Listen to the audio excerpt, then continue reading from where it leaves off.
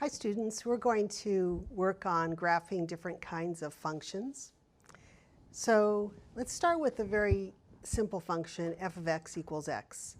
It's just like what you might have seen in an intermediate algebra class, which is y equals x.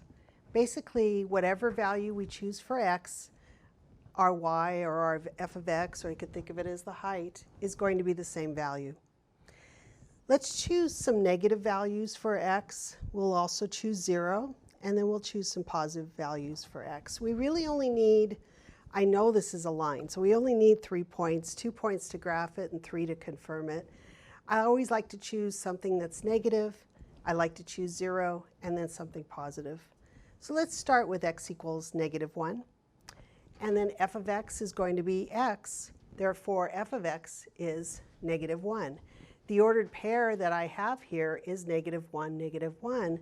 I will go to my graph, go over to the left to -1, and then down to -1. X followed by y is what we are graphing. And that will be right there, our first point. Let's go ahead and let x be equal to 0. F of x is the same thing as the x that we choose. So therefore, our origin, 0, 0, is our second point. Keep in mind, you can choose any values you want for x. Doesn't matter. I like to keep it close to the center just to make it easy to graph. That's why for my third value of x, I'll choose 1.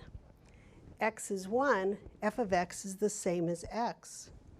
So I'll have that f of x is 1. My ordered pair will be 1, 1. And when I graph that, x is 1, y or f of x is 1.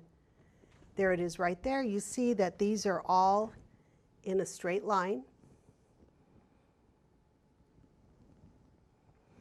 And that's the graph of our function, f of x equals x.